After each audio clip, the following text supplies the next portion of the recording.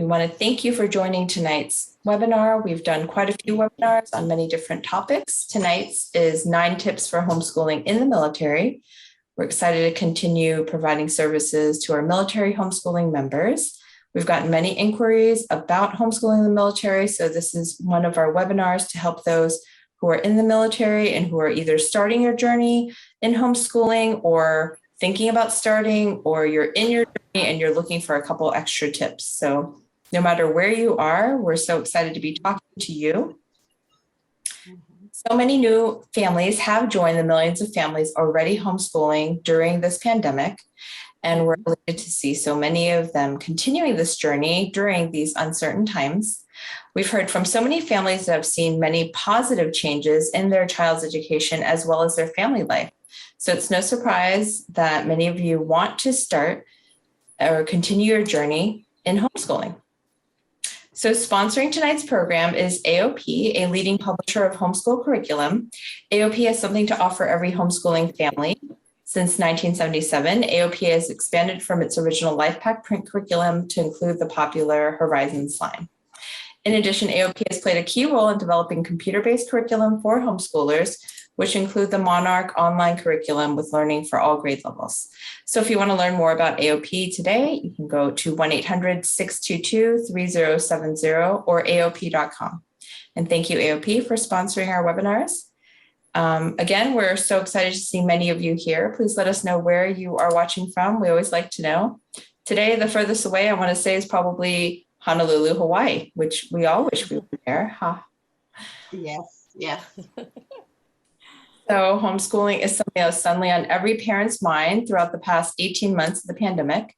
Many families are loving this new lifestyle and have lots of questions about continuing or taking the first step in homeschooling. So as you come in, please let us know where you are watching from, what state or country. We've had lots of different guests from all over the world, which is really exciting to see. Sandra Kim, I'll be your moderator for tonight's discussion. I'm actually a public school mom turned homeschooling parent myself. Like millions of parents, my husband and I decided to homeschool our 3 children, now in 8th, 4th, and 2nd grades last year due to the pandemic.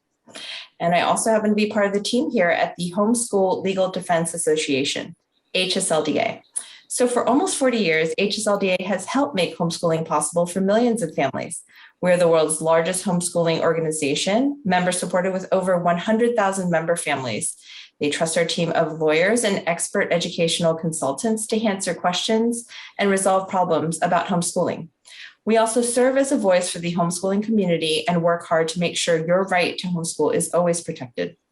So it's our pleasure to offer free webinars like tonight's to help the millions of families confronting a new educational paradigm with schools in various levels of open. So FYI, if there's some question we haven't answered or we may not answer, or it's a different topic completely, we may have already covered it, and you can go and see at hslda.org/webinars. Tonight, we're here talking about 9 tips for homeschooling in the military. So without any further ado, I'd like to introduce tonight's panel.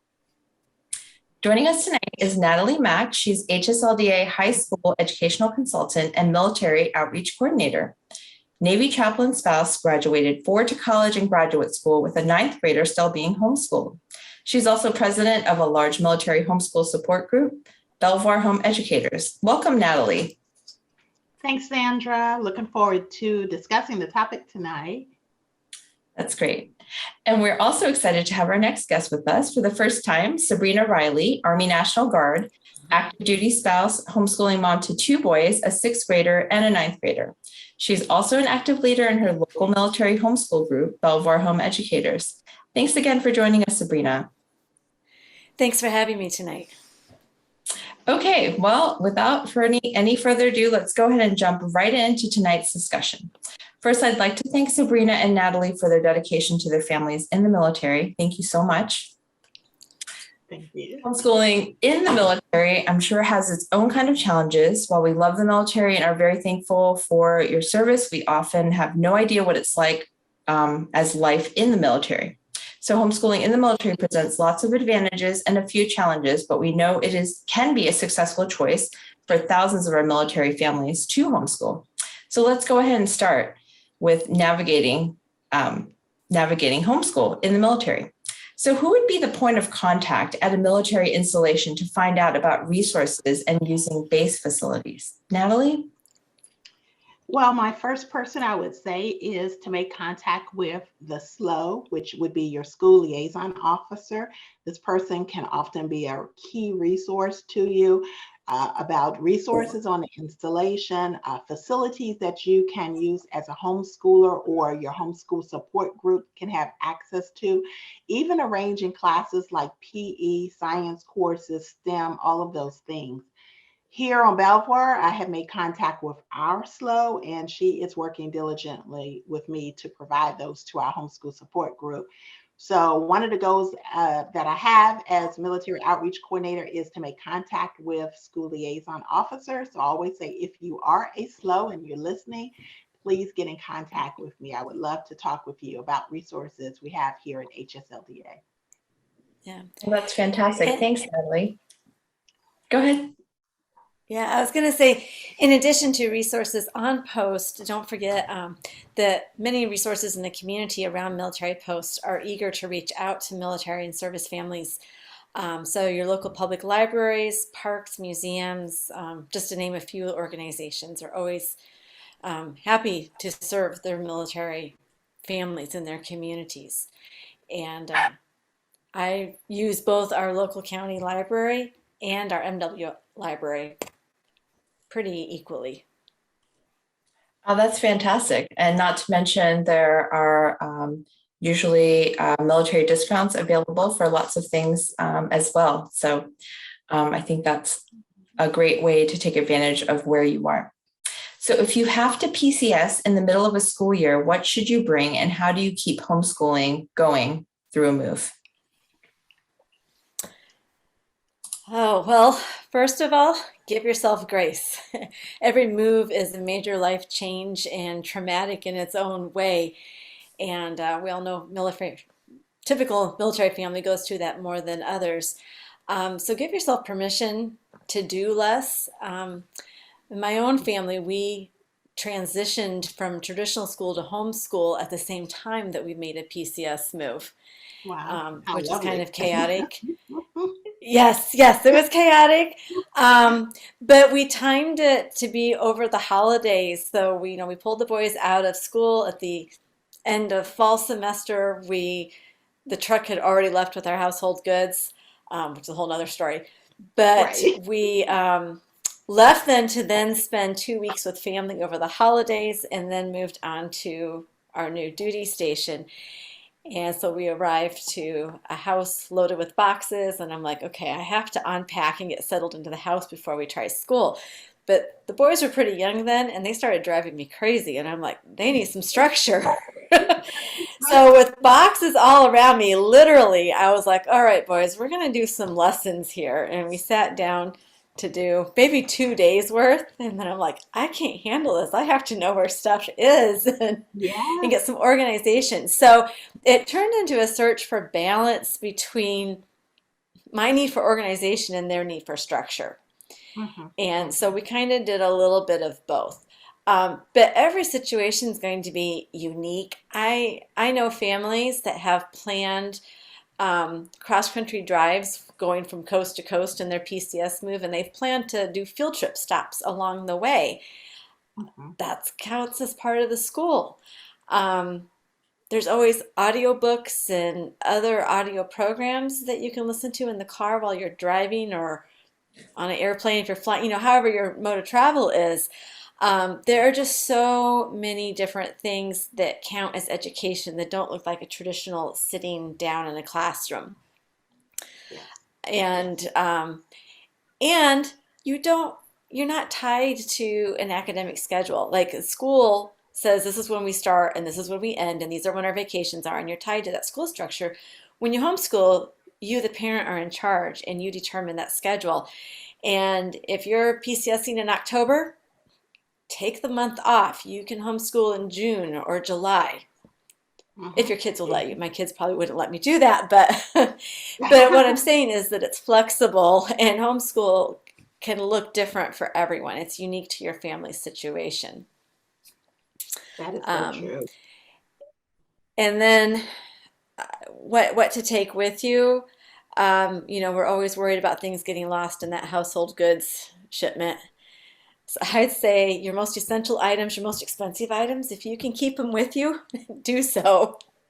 I will admit, in our move, I lost a whole box of things I had been saving to start our homeschool with. Oh, Fortunately, none of it was our core curriculum because I actually ordered that over that holiday break and had it delivered directly to our new home. So it was oh, here that was waiting good. for us when we got here. Yeah.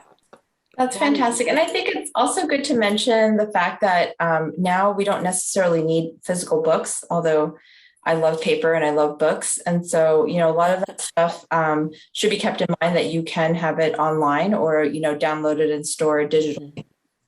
hmm So true, Yes. so true. How about you, Natalie? Mhm.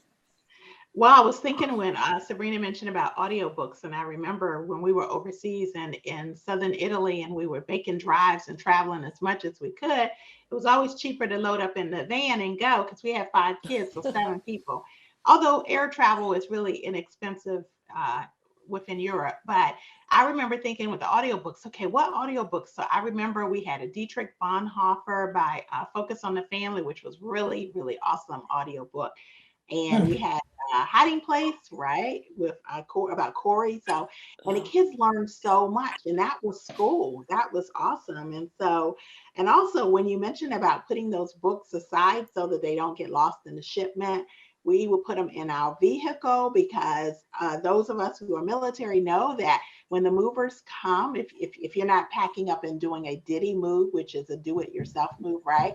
Then when a moving truck comes, they come in, they will pack up your trash can, they'll pack up dirty dishes, they'll pack up textbooks Really? and everything. Yes. And they don't ask, oh, oh, these mhm. look like textbooks. Let me put them in a nice place so you can find them when the box comes at your next duty station. No, Right. you're finding and looking through. So it's crazy. And when you PCS Oconus overseas, I always put mine in the express shipment as well because the word express means hopefully it's going to get there before your household goods, right? That's Uh-huh. the goal. Every once in a while, that does not work, but in general, they fly those and you get those earlier. So we put all kinds of like textbooks, microscopes, art supplies, and everything. So those are some ideas. Hopefully, will be helpful to our viewers. That's really good. I like the idea of everybody packing me up. Well, if you assigned a CONUS, which means abroad, overseas, is it legal to homeschool overseas?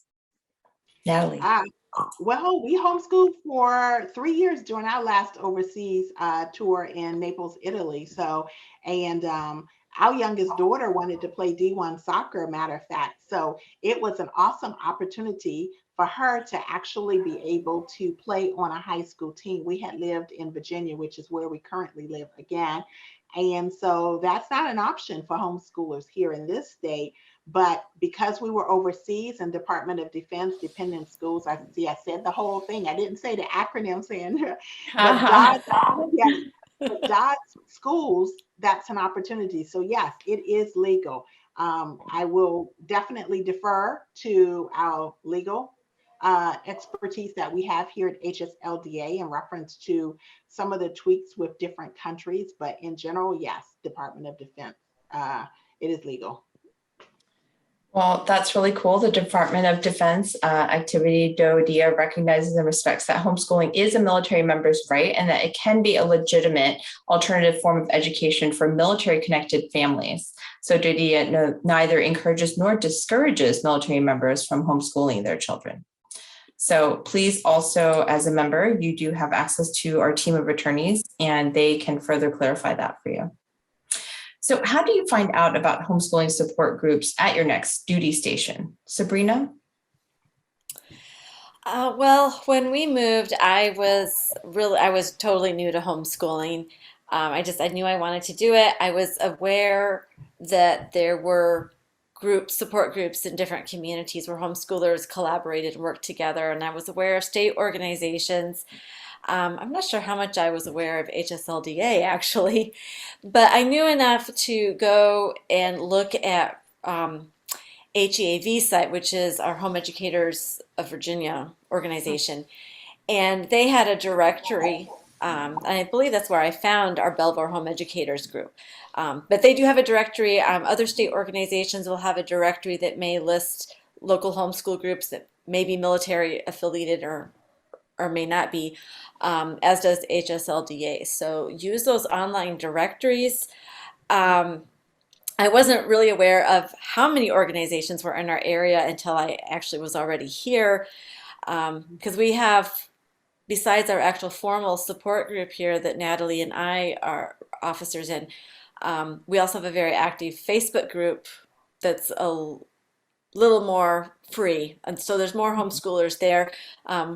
We have people who cross over to both groups, and there's a little collaboration there. So one is more informal, just kind of Facebook centered, and then our group, Belleville Home Educators, is more formal with officers, and we just offer many more support options and a website and all kinds of things. So I'd also add that when you go looking for a group, have in mind what you want to get from that group and what you can contribute to it, because these groups run on volunteers. So you need to be prepared to be participants in them, not just takers, but givers as well. And then some of them are more socially based, some are more academically based. I would say our Belleville Home Educators is a little more socially based. So we offer social events, Mom's Night Out, field trips. We do have co-op classes, but they tend to be more electives, not your core classes. I see. And more. That's just a little bit of what we do, not even all of it. There's clubs and much more.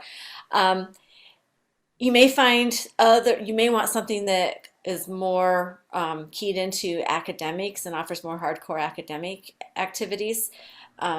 So then you want to look for another kind of organization. So yeah, it's really important to know that. These are things I didn't really think through, and I just lucked out, I guess. But doing it again in a new community, these are things I would think through more. Mm-hmm. Mm-hmm. Absolutely. And I think, one thing I can mention is that there are lots of groups. So you might find one fits for one activity, one fits for another activity. You might have one kid in two different groups, depending on, what sorts of things are available. So just because you only find one group and that's not your favorite, there's always bound to be another one. So what about high school transcripts, scholarships, college applications? Are these affected by constant moving? Natalie, can you tackle this one? Well, as an educational consultant for HSLDA, this is one of the questions we get all the time. And myself, as a military spouse, homeschooler, moving around, I have not seen that affected by our relocation. But I do say keep all your documents, definitely. One good thing is, though, because as a homeschooler, we create our own transcripts. So that means you don't have to be too concerned about misinformation and confusion. So, and we are the school, essentially. So when we relocate, so does our school. And so you're not leaving information behind and having to contact someone else if you carry everything, documents with you. And again, that's where you would take with you and not put in a box or not leave it to be packed up by the movers, right?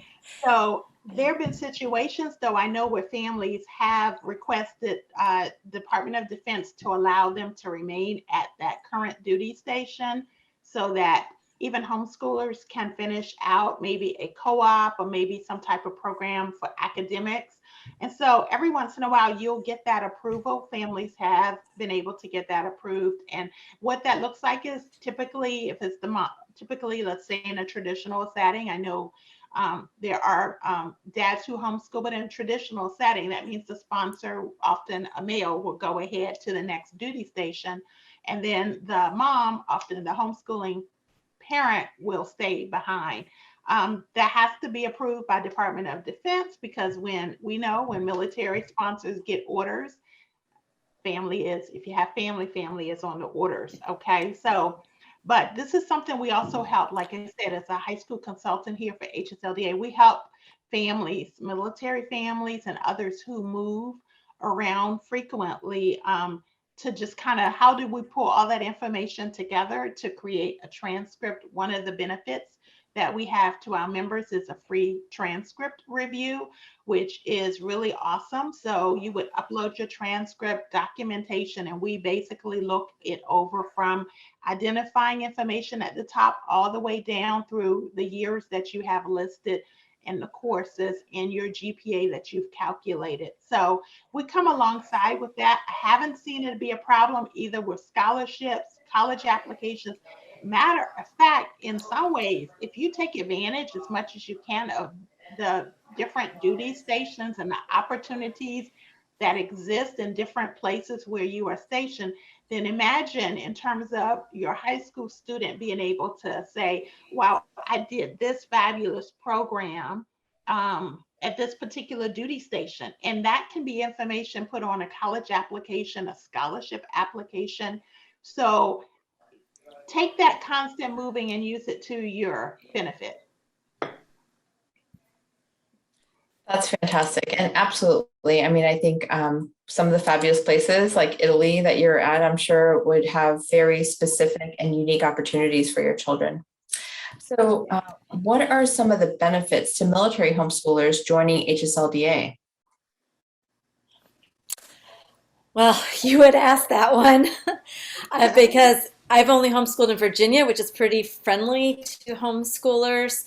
And so I didn't really feel any need for the legal assistance, which is what I associated with HSLDA. So it's only been relatively recent that I have learned what else HSLDA has to offer. And that is, as my oldest son started high school in ninth grade, and we're starting to look at subjects that I don't feel comfortable teaching. One being his foreign language, and so that's when I came across HSLDA Academy, and I thought, oh, this is great. They can teach him German 1, which is the foreign language he wanted to learn. And then I said, oh, if I join, there's a member discount. I believe there's a whole page that shows a lot of discounts, either for HSLDA products or for other entities that offer discounts to members of HSLDA. So that's just one area. Another one, as a member of our Belleville Home Educators group here, we were interested in starting kind of a lending library for our group. And so I applied for a Meet the Need grant this summer, in fact, that is funding our startup for our lending library. I've spent about half the money so far, maybe not quite half the money so far that we were granted. And we just opened the library. Actually, yesterday I made the first announcement. We don't have any borrowers yet. I'm just like eagerly waiting for them. But there's other grants that HSLDA offers as well, actually not just for groups, but to individual families if you have a natural disaster or low income and you have specific needs. So I think that's a really amazing opportunity for homeschoolers. Well, absolutely. And I think the Academy, you get a discount with the Academy.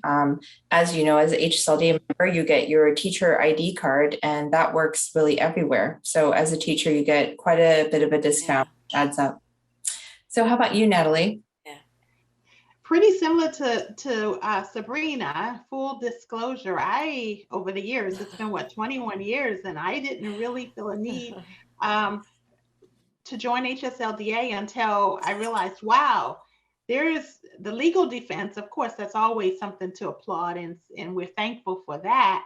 But that really wasn't ever a concern that I had. And I think that's common with military, is that we feel, maybe, I'm not speaking in general for everyone, but I think it may be common, is that we kind of feel pretty comfortable and protected by being military. And so, the thought about maybe having any type of legal concerns, maybe that's not pressing and in the forefront of our minds as homeschoolers. So, but when you find out about the benefits, I'm thinking, wow, the additional ones, in addition to the great legal, is the benefits that Sabrina was talking about. And I know, of course, even more now as a high school educational consultant, because I provide some of those in terms of our consultant services.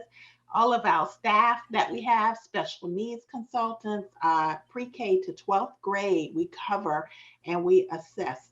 We also have bilingual consultants. So it's been really exciting finding out about those. And that's something that I really would encourage military to look into. And that's one of the messages that I'm carrying forth as outreach coordinator, is to look at the benefits and see how awesome it is. For an awesome price point, you get quite a lot. And you can definitely use it as you're getting into the high school years. So, yeah. Well, I can't say I absolutely agree. Well, are there specific homeschool military child scholarships that people may not be aware of? I mean, we're always looking for that sort of thing, or even advice on how to make a military child stand out when applying to college. Mhm. I was going to say, in reference to that, HSLDA has a page for military specific scholarships. And we're frequently updating. So anyone listening, if you know of any, definitely contact us. I think the email to contact me is listed in the chat. So, but I don't know of any specifically for military homeschoolers. So if you're listening and you want to establish one, we would be excited about that as well. But I also wanted to say in reference to this is that to go ahead and capitalize again, and I mentioned this a few minutes ago, on all of your experiences with relocating, and if you living in different places, set the example to your children is my recommendation by getting involved yourself. Moving can be constantly causing us to readapt constantly, and it can be challenging, and sometimes you have to dig really deep to say, okay, now I have to invest in this new community. I didn't want to leave the last one. I had friends, right? My kids had friends, and now I have to leave, and now I have to make community in a new place. And that's not an easy thing, and often for many people. And so, but if we can find a way to push through that and show and model to our kids that, wow, okay, what does this new place have for us, and how can we benefit from it? And so that's something I would say. We moved here from Eastern North Carolina after Italy. We went to Eastern North Carolina down to New River. And then we moved here, and we took advantage of all the opportunities living down in Eastern North Carolina on the water. There was a lot of like sea turtle rehab hospital, all kinds of things. So we did that. And now that we've moved up here, like in the town of Alexandria, there's an archaeology museum, there's camps. Of course, being here near Washington, D.C., with all of the fabulous Smithsonian museums and opportunities that are free. So I say go for it, and definitely utilize those so that you can put those on a scholarship application, and it will cause you to actually stand out. And so I think military students, at least I know the ones that my kids and others, as an example, I do thank God for where they have ended up.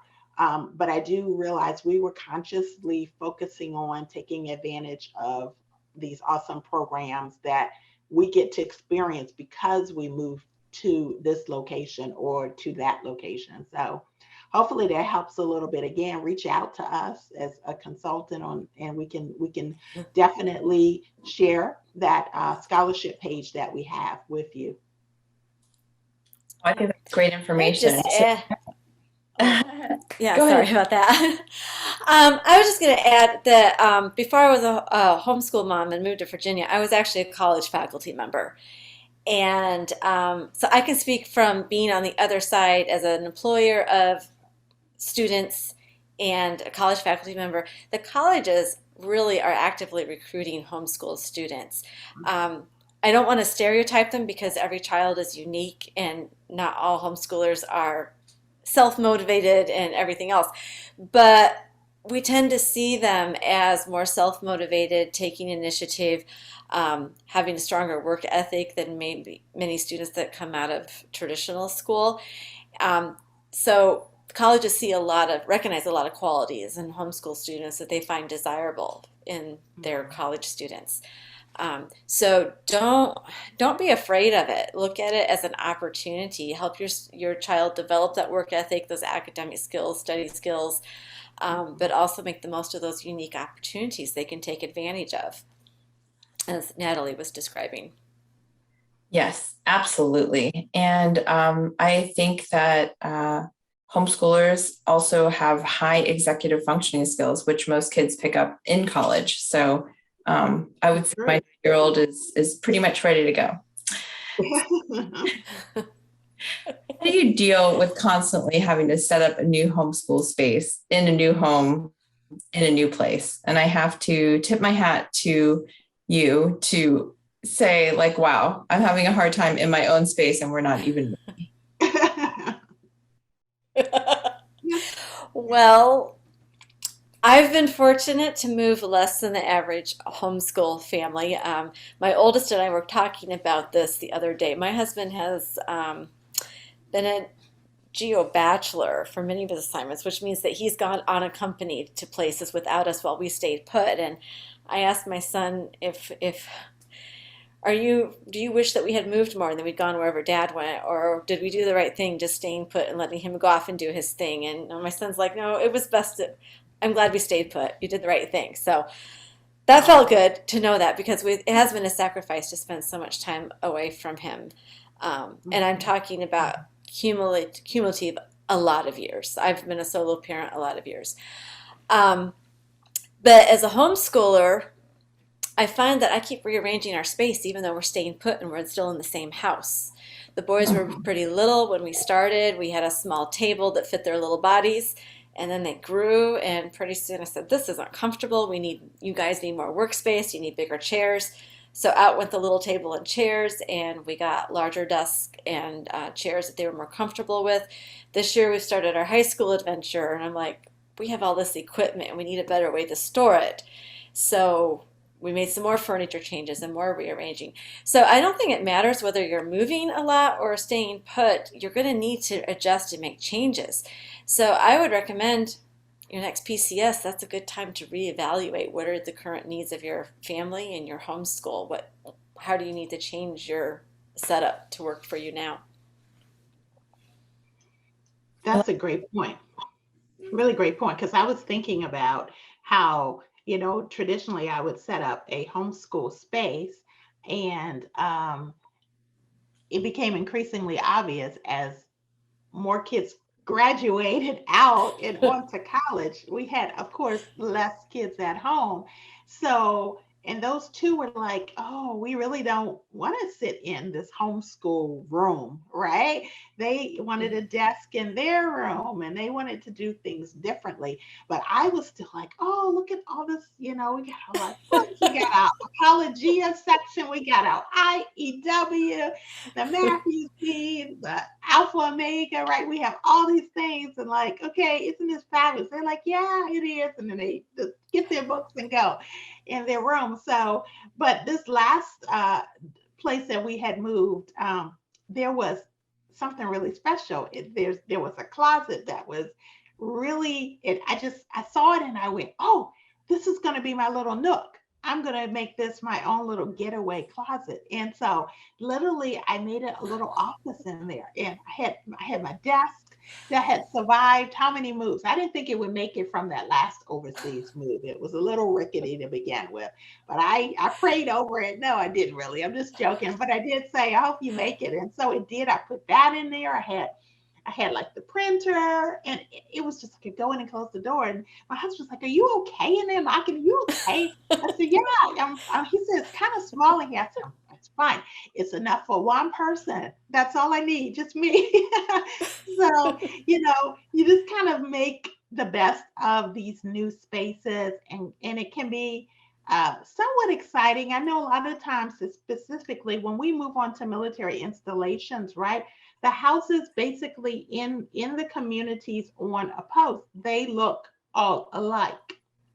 So one awesome thing I want to toot the horn of us as military spouses is we can have a house that looks just like the one next to it, but the front porch, the yard, walking in the door and the decorations, and it feels completely like a different house, right? And so we do an awesome job at going into new homes constantly and going into new houses and making it a home. And so I just, we just constantly relocate, and we just take advantage of that new space we have and tweak it and do what we need to do for that season, right, of life that we're in. Absolutely. I love that. Well, how do you handle long absences from family? Oh, Facebook and Zoom are our best friends. We we do a lot with that, and we have even like when my husband, I've already mentioned he's been gone a lot, and even when he has been working in offices here locally where we are now, his previous position he was working 12 to 14-hour days regularly, so it felt like he was gone even when he was here. Um, so we learn to be independent as well. So from trying to have meals together. We call grandparents or aunts, uncles, cousins while we're eating on the weekends and have meals together that way, even though we're 600 miles apart. Um, we play games even that way. You do what it works. But I've also learned to be really independent, brave the traffic. I mean, we're in Northern Virginia, Washington, D.C. area, and I've learned to handle the traffic. If you'd had told me 20 years ago I'd be doing this, I would have just said, no way. Try But something new. yeah, You don't I've reinvent learned, outside. yeah, I've learned to drive long distance as well. So, in fact, we just got back. I just took my parents who recently retired. They're in their 70s. So I had the two senior citizens and the two homeschool boys, and I took the four of them to New England for 11 days. Awesome. I would have loved for my husband to have been there. My dad helped with some of the driving, fortunately, but um, no good on the directions. So it was up to me to get everyone where we were going, which is fine. I love doing that. But I wasn't so great on the long haul driving in the beginning, but I got tired of waiting for my husband. I'm like, I don't want to be stuck at home.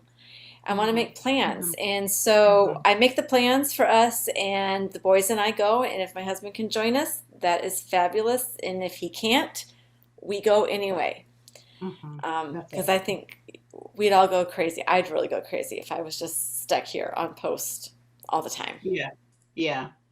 I know that was one issue also when we were overseas as well, and other duty stations too. Even like you said here, where I know as we've planned field trips, and there's been a common concern about, oh, I don't know if I can deal with the traffic and going into DC and all the, getting on 295, 390, all of that. And I said, if you could just push through, getting downtown, if you get downtown, you can get free, you can find a parking space if you time it to get downtown about Yeah. 9:25, because from 9:30 on, you can just slide into a space. So, like you said, yeah, you have to just keep going. And if family and sponsors are not able to go, you have to make that decision. I mean, of course, it's your choice, but I encourage families and moms to make that decision like you have, Sabrina, to go ahead and get Yeah. on the road and go do what you need to do, right? Yeah. Well, I applaud you, ladies, because I was born and raised literally a DC native, and it's still paralyzing to me because it's like 95, 395, 295. Get on the Parkway. Am I?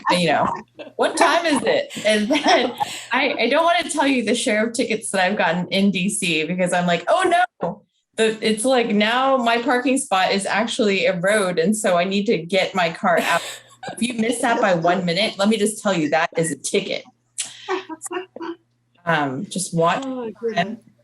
And if you're like me, you're better off just going ahead and paying for that garage spot for $20 because it's going to be cheaper Yeah. than Yeah. Yeah. anyway. But anyways, well, thank you. We always end with nuggets of gold. So would I like to love for you to share some of yours. Sabrina, can you start us off? Well, I'll just say that you are the expert on your kids. You know them better than anyone else of what they need and how they work. So make homeschooling the opportunity to really bond with them, enjoy these years. I mean, it goes so fast. I look at my 14-year-old and I'm like, oh man, 4 years, he's off to college. This is the last 4 years I have Yeah. with him before he's an adult and so much more independent, and it's just gone by so fast. So I just enjoy that bond with them. You're still their parent, but also develop that friendship with them that's going to carry you over into the adult years with them. Um, and I never get tired of like working through a problem with a child. They're struggling with a concept, having a hard time doing something, and then it clicks, that light bulb moment when it really connects in their brain and they understand it and they just light up, and it is so rewarding. And I think if I sent them to school, I would never see this. I would miss that. And it's just a wonderful experience. I love it so much, Sabrina. And that's for everyone, not just in the military. Yeah, yes, definitely. I Natalie? was going to say nuggets of gold. Gosh, I always can honestly say that homeschooling has been one of the best decisions that we've made for our family, hands down. I just am thankful to God because their days were long and it is a sacrifice and it's not always easy. And for us as military homeschools, like Sabrina said, many times sponsors are deployed or geo bachelors, or just even if they aren't in their home, they may have, two phones. They're tied to responding. My husband is a chaplain. We would have plans to go, and next thing he's, oh, I got a call, I got to go in. And I'm like, oh my gosh, but that's the life. And so, but even with all of those challenges, it's been so worth it. And so we've just kind of done what we've had to do. And I just encourage the military homeschoolers that are watching and anyone else just to believe in that homeschooling really does work. And so that's the message I always want to get out. That's fantastic. I see one here in the Q&A. It's from Ashley. Tips for planning for dual enrollment, concurrent enrollment when we know we will PCS during junior year. Do you have a quick tip for her or can point her in the right direction, Natalie? Yeah, okay. So if you're going to PCS during junior year, you can also do online dual enrollment. So that's an option. So you can contact us at the consulting services to ask, and we can give you information about that, something online. You can also look into where you're going to be PCSing and contact that community college to find opportunities. They may have a virtual opportunity that your student can start. We PCS from Virginia Beach overseas to Naples, Italy in October. And it wasn't a dual enrollment setting, but it was my first graduate from homeschool who had just started college. And thankfully, she was able to do online. So even though we were flying overseas and getting through jet lag and all of that, she still was able to keep up. And so there's some options out there. So just reach out to us, Ashley, if that doesn't help, and we can definitely give you some deeper info. Well, I love that. And finally, Natalie, do you want to say a few words about our military resources? Oh, yeah, definitely. Like we've been talking about the unique challenges that military have. And so as military outreach coordinator, I just want to, emphasize the heart that HSLDA has to reach the military families and to reach us with resources and to come alongside. And so one of the things is we maintain a growing list of homeschool groups that you can search for overseas military support groups and stateside.